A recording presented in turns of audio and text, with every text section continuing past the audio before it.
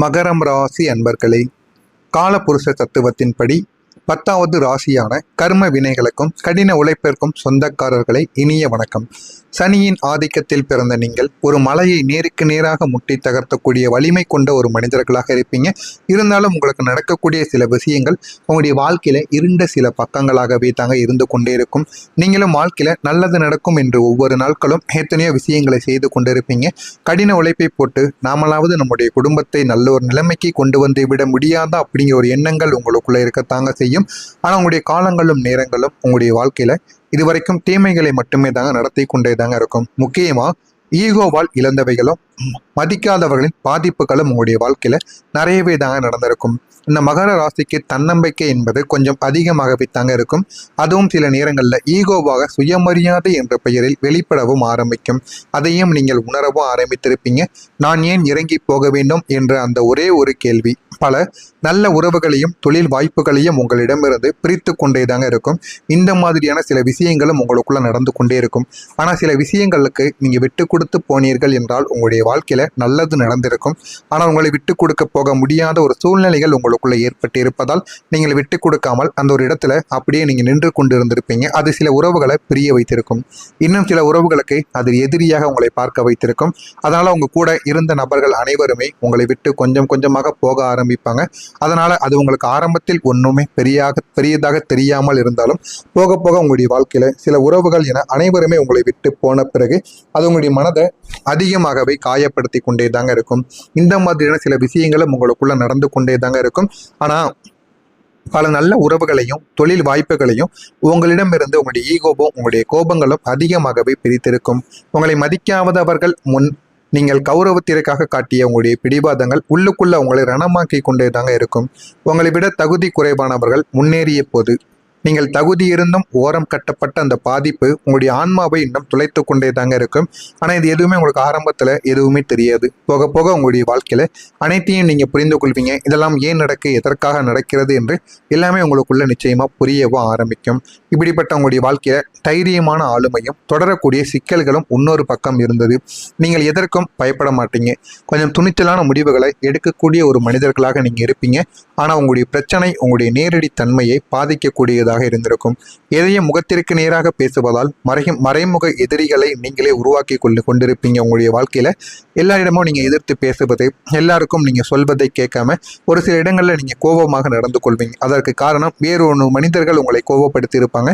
அந்த ஒரு கோபத்தை யாரிடம் காட்டுவது என்று தெரியாமல் உங்க கூடவே இருக்கக்கூடிய மனிதர்களிடம் நீங்க கோபத்தை காட்டுவீங்க. அதுவும் உங்களுடைய வாழ்க்கையில போக போக உங்களுக்கு மறைமுக எதிரிகளாக அவங்க உங்க கூடவே இருந்து கொண்டு உங்களுக்கு பிரச்சனைகளை கொடுத்து கொண்டே தாங்க இருப்பாங்க.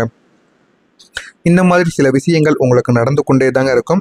இப்போ வரைக்கும் உங்க கூட இருக்கக்கூடிய நபர்கள் யாருமே உங்களுக்கு கை கொடுக்கவில்லை என்றாலும் காலம் உங்களுக்கு பொறுமை என்ற ஒரு பாடத்தை கற்பித்து கொடுத்திருக்கும்.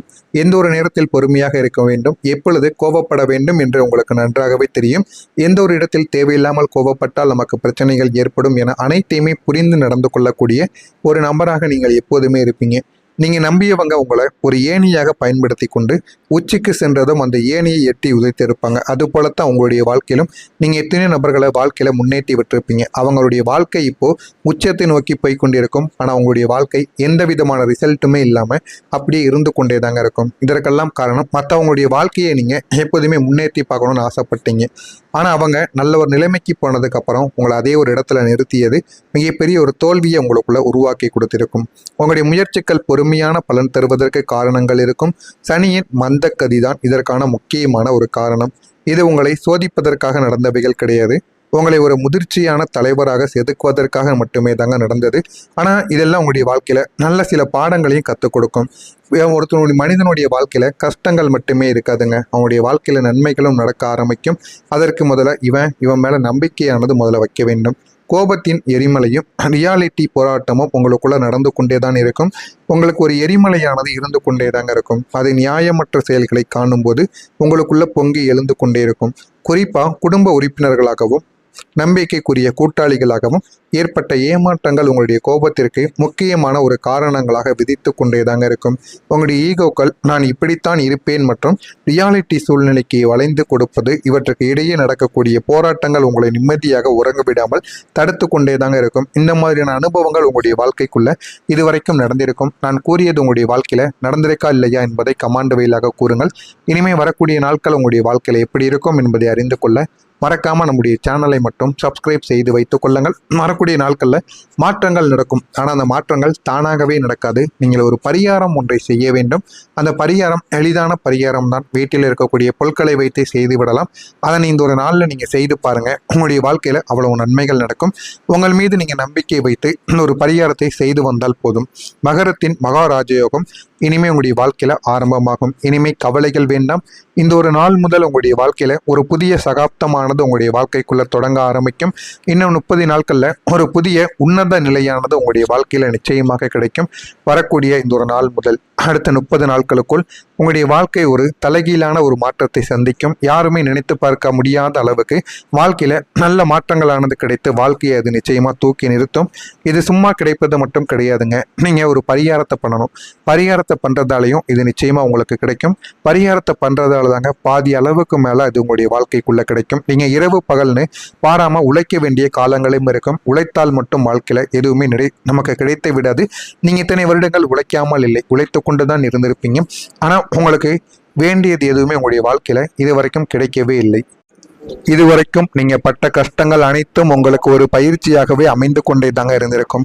இனி அந்த பயிற்சியை பயன்படுத்தி வெற்றி கோப்பையை நீங்க ஏந்த போகிறீங்க. எனவே இந்த வரக்கூடிய இந்த ஒரு நாட்களை நீங்கள் பயன்படுத்தி கொள்ளுங்கள். உங்களுடைய வாழ்க்கையில எது வேண்டுமோ அதை நீங்கள் நிச்சயமாக சாதித்தும் கொள்வீங்க. அதே போல உங்களுடைய வாழ்க்கையில பணம், பதவி, மதிப்பு இந்த மூன்றுமே சேரக்கூடிய யோகங்களும் உங்களுடைய வாழ்க்கையில வந்து சேர்ந்துவிடும். கெடுதல்கள் முடிந்து வெற்றிகள் உங்களுடைய கதவை தட்டவும் ஆரம்பிக்கும். இதுவரை உங்களை வேண்டாம் என்று ஒதுக்கியவர்கள் உங்களுடைய வளர்ச்சியை பார்த்து வியந்து போவாங்க. அந்த அளவுக்கு உங்களுடைய வாழ்க்கைக்குள்ள ஒரு மாற்றம் என்பது நிச்சயமாக நடக்கும். அவர்களாகவே உங்களிடம் வந்து மன்னிப்பு கேட்டு கரம் கோர்ப்பார்கள். ஏன் அப்படின்னா நீங்க வாழ்க்கையில அவ்வளவு முன்னேற்றத்தை அடைந்திருப்பீங்க. அவங்களும் அவங்களுடைய தவறுகளை ஒப்புக்கொண்டிருப்பாங்க. இழந்த மதிப்பு மீண்டும் கிடைக்கும். இது மிகப்பெரிய ஒரு ஆனந்தத்தை உங்களுக்குள்ள ஏற்படுத்தவும் செய்யும். உங்களுடைய தலைமை பண்பு இப்போது ஜொலிக்க ஆரம்பிக்கும். பலருக்கு வேலை கொடுக்கக்கூடிய அளவுக்கு உங்களுக்கு அந்தஸ்தானது உயரும். இதெல்லாம் வேண்டும் என்றால் நீங்கள் இந்த ஒரே ஒரு பரிகாரத்தை மட்டும் செய்ய வேண்டும்.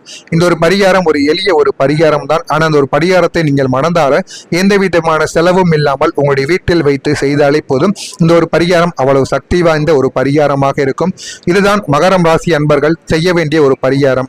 ஒரே ஒரு வெள்ளை நிற பேப்பரை எடுத்து வைத்துக் கொள்ளுங்கள். எடுத்து வைத்துக் கொண்டு அதில் கருப்பு நிற அல்லது நீல நிற பேனாவை எடுத்துக் கொள்ளுங்கள். எடுத்து நான் சொல்வதை அப்படியே எழுதுங்கள். என் கடன்கள் குறைந்து வாழ்க்கையில நிலைத்த முன்னேற்றம் ஏற்படட்டும் அப்படிங்கிற அந்த ஒரே ஒரு வாக்கியத்தை மட்டும் அதில் 48 முறைகள் நீங்கள் எழுத வேண்டும்.